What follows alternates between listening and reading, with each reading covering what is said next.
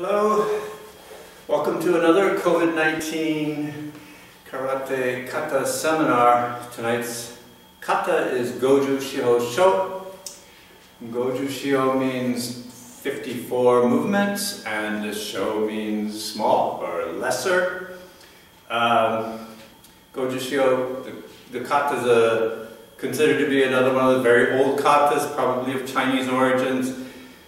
Came from Matsumura through Itosu, and then unclear whether this kata came directly from Itosu through Funakoshi to JK, or whether it's another one that Sensei Nakayama sent people out to learn from Mabuni Kenwa. Unclear which path it took. Goju Shio is one of those, if you watch the videos I sent out, one of those katas that has this like controversy around it because it doesn't seem to fit the rules of the Dai big versus Sho small katas. Of course, we only have 3 of them, so I don't know how many we can base the rules on, but supposedly the Dai kata is supposed to have the bigger, more basic movements. Okay? And the Sho kata is supposed to have, like Basai Sho, the smaller, kind of fancier movements. So there was this, people wonder whether the names got switched somewhere back in the day. And there's this one really preposterous theory that JK has so much pride that back in the early 60s at an All Japan tournament, one of the senior people said the wrong name of the kata, and then to keep his honor, they switched the names just for him. Well, you and I who have been to tournaments know that the judges are usually senior to, and if not peers to, the people who are competing, and they'd be just happy to give someone a 0 if they said the wrong kata name. In fact, more likely, they would kid this person for a long time for saying the wrong kata name. A more plausible, and they don't know for sure, plausible theory is that if you notice the 2 kata, Goju Shio Sho and Goju Shio Dai, are very similar. Instead of Goju Shio Sho being, or Dai being inspired from the other one, it's likely that they are just versions of the same kata. Okay? And Sensei Kanazawa said, reportedly, that he changed the names, switched the names of the kata, adding to the confusion, because he felt Goju Shio Sho was the more basic kata, it should be called Dai.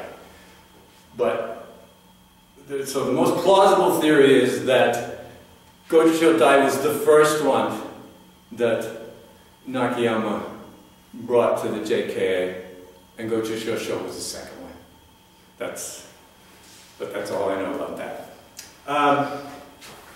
Okay, so Goju Shio is a very dynamic kata. Has a lot of the movements should be done smoothly, whether they're fast or slow. But there's a lot of changes in rhythm in the kata. Okay? So before we get into the analysis, as we always do, we'll do the kata together by count. And this is a big kata, so I'm going to have to take some adjustment steps to fit it in this room. Ready? Goju Shio Sho! Yod. I. Ni. San. Chi. Go, rok, shich, hach, ho. Ich, ni, san, chi, go, lo. Shich, hach, ko, jo, i. Ni, san, chi, go. Ich, ni, san, chi, go. Ruk, shich, hats, ko, jo, ich, ni, san,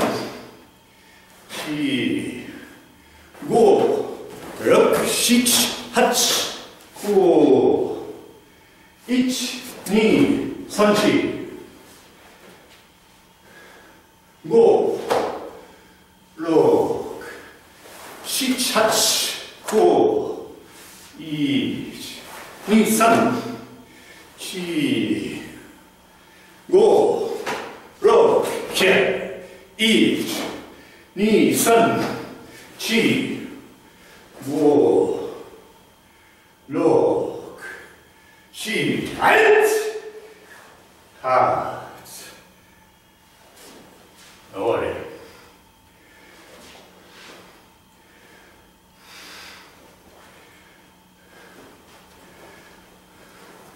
Okay, long kata. First move. Tate Uriken, Mashyuchi, vertical, back fist strike. This comes off the right shoulder, left shoulder, comes in a continuous circle, and the elbow is on the back of the fist, similar to Teki Shodan. While this one pushes down, this one must go forward. Okay, so the application is in this one of the rare kata, like a basai, where the first movement is a block attack combination. Opponent's coming chudan, push the punch down, pop, and hit the person at the same time. Okay, so since this move sets up the whole feeling for the kata, it's important that it's done correctly. So to make it really, to go smoothly and forward into front stance slowly, it's very important that you don't let your weight go forward onto this foot or too soon, or you're not going to be able to keep moving. So the elements are, instead of some people step and then they're still blocking, everything has to happen together. You have to bend the supporting knee fully. Let the moving leg advance without taking any weight off the back leg. Then when you're all the way out, transfer the weight as you finish the strike. Make sure your stance is still moving as you finish the arm movement. So it's similar to Sochin. First move, you need a lot of supporting leg control. Okay, second move. Kakiwaki uke. No different than Heian 4 in its execution and its application. Somebody might be trying to grab, pry his arms apart, pushing a little bit downward with this part of the hand. Important, elbows are in, and your wrist is straight. This is not straight. This is straight. Okay? And also important that because they're grabbing for you, you have to get your arms up in between their arms. You cannot bring them over here and then go like this, or go like this and bring them over here. So from here, when you cross, you have to bring your arms toward the next opponent, because they're grabbing. Get your arms in between. Okay, from here, tate, shutoke, vertical, knife hand block, 2 punches, kick and punch. Punches and kicks are all chudan. These kinds of blocks, whenever we do this kind with the arm outstretched, think of the potential application as because this is not a strong block, like something like this is. Potential application is blocking, grabbing the wrist or grabbing the gi or things like that. So here, and we have another side. This is an open hip. This is supposed to be front stance. Most people do a little bit of cheater Some people use fudodachi, but it's supposed to be from stance to here. Next movement, tate and byuchi, okay?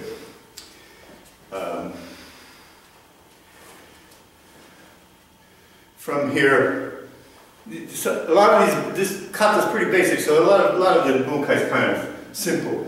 If on the last one, I grabbed the opponent and pulled them into me, I could make elbow strike to chin for this one.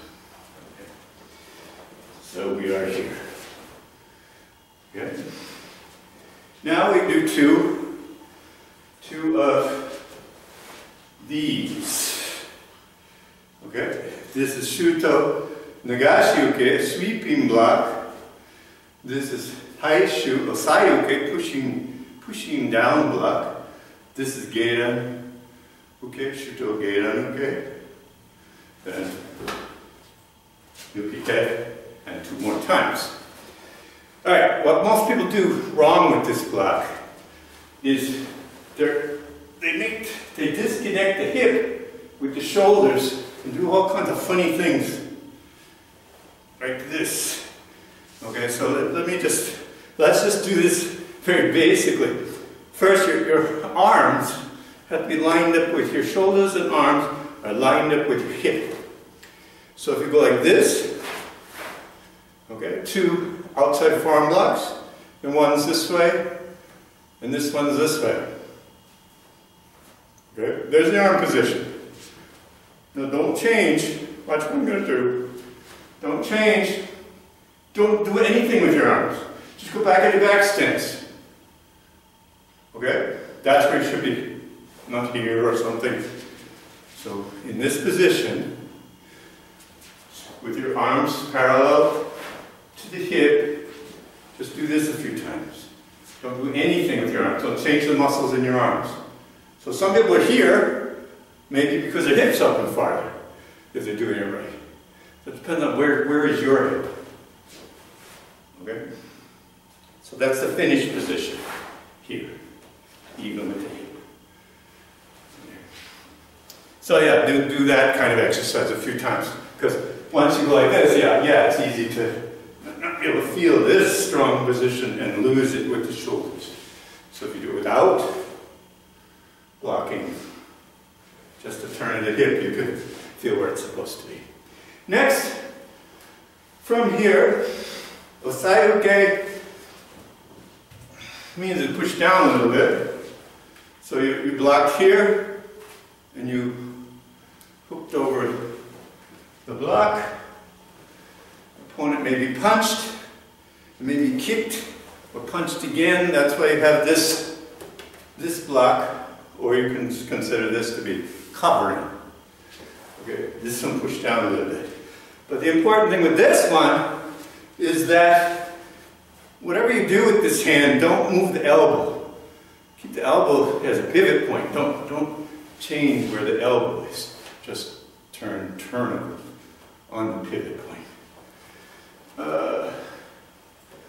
Then, from here, the strike, you should go directly palm to this position from this position.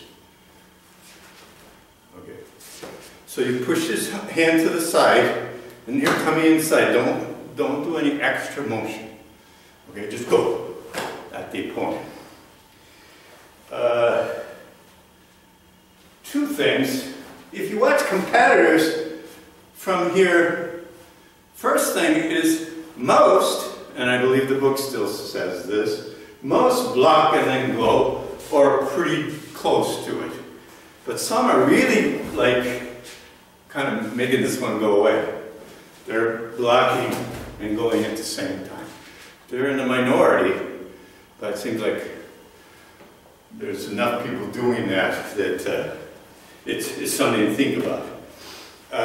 Second, some of them are real sloppy with this arm position. So instead of going like this, they're bringing the arm down into here to make the strike. Okay, and I don't believe that it's correct, but it's common enough. If you watch competitors. This technique, I always thought that the ready hand, the supporting hand, is supposed to be down low. But nobody seems to be doing that anymore. Or nobody's doing that. And it wasn't that way in Best Karate. Now people are usually right in the middle of the forearm. And Sensei Nemoto was in this position. Because the next movement is meaning the person grabbing your wrist and you're hitting downward on his hand to release the grip. So Mori Sensei taught that this should be pointed downward. Okay, that bunkai would mean you're trying to actually take his grip by hitting with your little fingers. And that seems like that would hurt too much. So anyway, wrist should be straight. Now, Haito Geidanuke, slow, and then fast. This is a bow, Nagashioke, and go. I'm sorry, Tsukami-uke, and then again go. Slow, then fast. Okay, they recommend that, wherever I was, that you can make a big one here before the first one in both these types of things. Some of the instructors say make a big one again. I don't see anybody doing that. Most of them are just kind of going direct on the second one. But the first one, people are trying to make a big one. But the instruction is, yes, definitely on the first one, make a big one. Second one seems to be a matter of opinion from the instructors.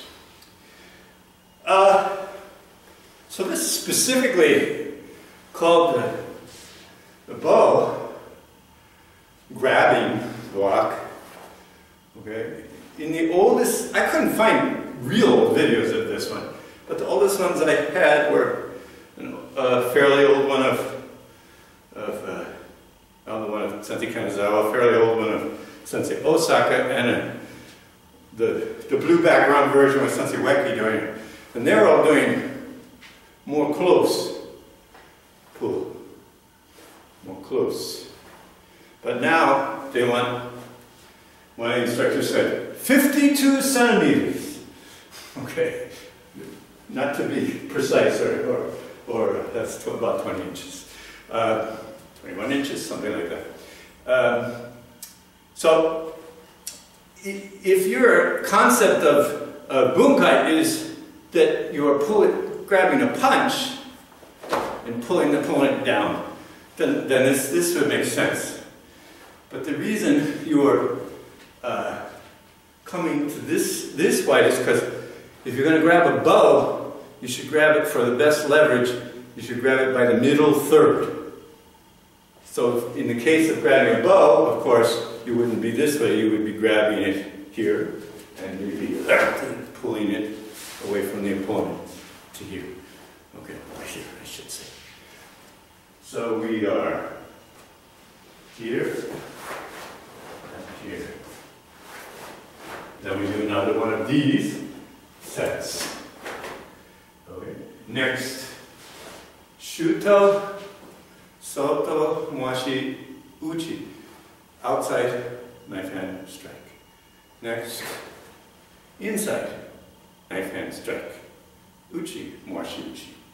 Then, outside knife hand strike. And inside knife hand strikes. Okay. These should be big, okay, and fast, and these should be just pivot. In the old days, when I was originally taught, okay, definitely these were coming back. These are coming back. But now, the bunkai is more centered around opponent is maybe grabbing your wrist because you're stepping in, you don't really have to move the hand that much.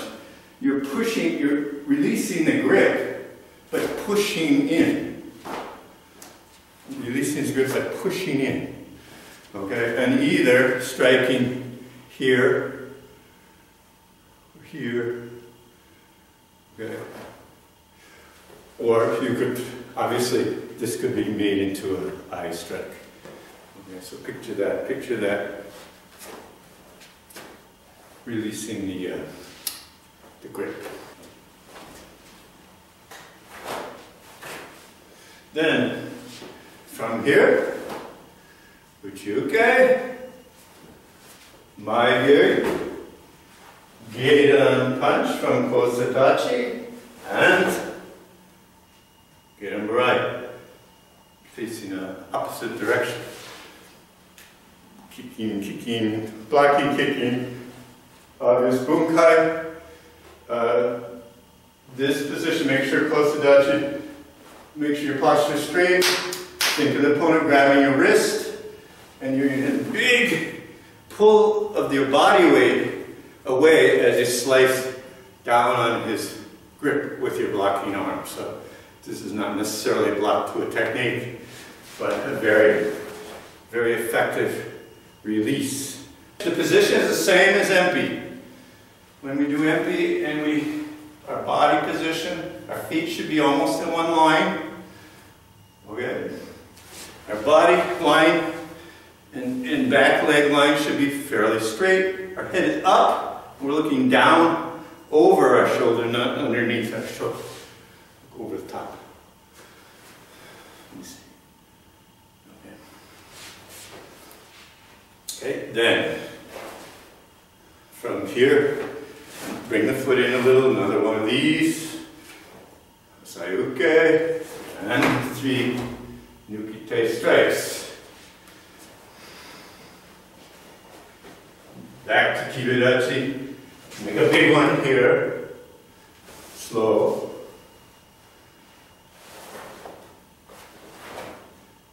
Tate Shutoke, punch. Slow. Tate Shutoke, punch. Think of these as blocking and grabbing the opponent, pulling them in as you punch. Both of them, you should be, don't do it like this. You should be, there's a little bit of a pause. And what you're doing is you're winding your body up. Your knee comes up front. Pull way back with this one, so that your knees go in the opposite direction of your shoulders. And this action of kind of winding yourself up makes you release into a strong punch. Okay, so don't make that one too small. Okay, we did the second one of these. Now, we come back to the beginning of the cut. Bring this one over your left shoulder. We get something really, really big one here. Others not so big. Then, Kensui-uchi, bottom fist strike. Then, Oisuki, Kia. This point. Okay. Then, Heikosuki, parallel punch. Then, Kensui Hasami Uchi. Scissors strike with bottom fist. Then to here. Then to here. Okay, this whole sequence. Obviously, since this is described as horizontal punch, you could be punching someone. But mostly, this whole sequence of four moves is somebody's on your back. Okay? So one of the very first, when I do my self-defense classes for beginners, one of the very first defense things we do is somebody grabbing around the shoulders, and I teach them to come to here, okay, to pop their arms up in the air. The important thing is, what I have to stress to them is, if you make this, if you go like a punch, your knees straighten and you go like a punch, there's a lot of shock in the upward direction. If you lift the arms, like feeling with the shoulder muscles, you're not focusing one, and it will be kind of sloppy. So if you actually don't try to lift the opponent with a punch, just like the kata says it is, double punch or parallel punch, you more effectively get the opponent's arms up in the air. Then this one, the Sami-uchi, this is not a very strong strike. Okay, mostly what you're doing is if he's still holding on to you, you're making him lean. So he's leaning into you so you can't hit him. But you're pushing, also making your hip is hitting him in the hip. Because if he's standing behind you like this, when you go like that, he's going to be this way. So the whole effect of getting hit with your scissors strike and leaning forward and then suddenly coming to here means that most likely his arms won't be so tight around you. This position, like Heian Sandan, is a very strong position to keep the opponent's arms up high on you if he's still trying to hang on. Now they won't be closed around you, they'll be on your arms here. Okay? Important thing about this position, if you want leverage, as I said in Heian Sandan, you must have your elbows forward. Not forward, but it feels like forward. Your elbows have to be in the center line. Don't bring them back like this. Bring them parallel to your line of your hip here. Okay. So, the opponent grabbed on. We pop his arms up once. We hit him in the ribs. Make him bend over. We stand up underneath him. Next one. Pam. Don't do anything with your arms. Just twist the hip strongly. If somebody's still hanging on to you, as I said in Heian Sandan, this movement, if you twist the hip strongly, you will throw them off of you. Okay? If they're hanging on poorly, such that from here, your body rotates under them, so there's kind of up here, but you just kind of slid out from under them. This elbow will hit the opponent in the ribs on the swing. Okay? If he's hanging on tight, he'll go flying. If he's not hanging on tight, you can hit him with this elbow and make this move. So the operative point is no shoulders. Just make your hip do all of the action. Don't let your arms do anything. They just lock into place.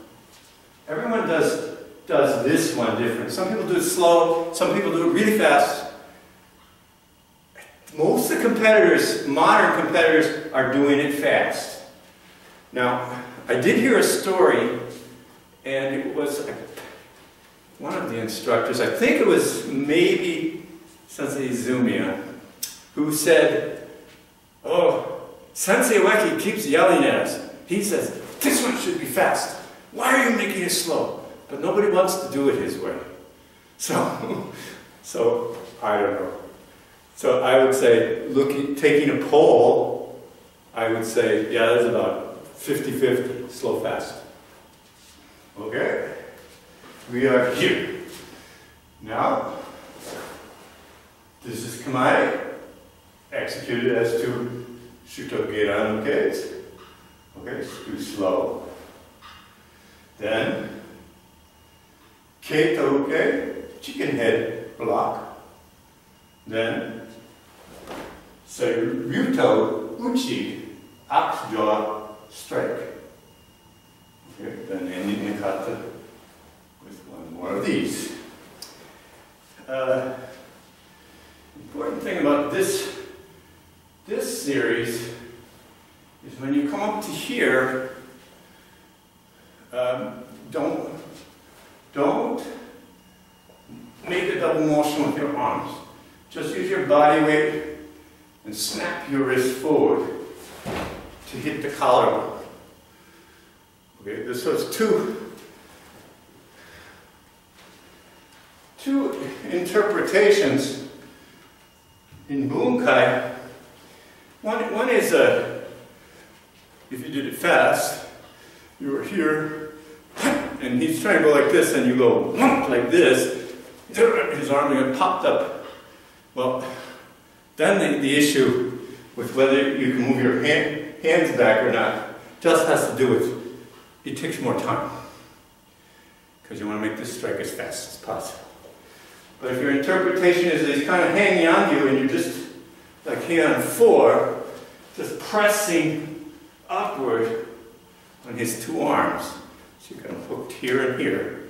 Now he's pulling down and I'm pulling up, and all I have to do is release and I start to go forward because he's pulling me toward him by pulling down on my arms.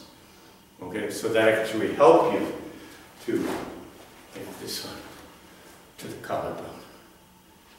Okay. And keep in mind that you have to make the last move very dramatic to make it feel like a finishing movement, finishing blow. Okay. Now you could, perhaps you feel like you grabbed the opponent and pulled into the side or something like that.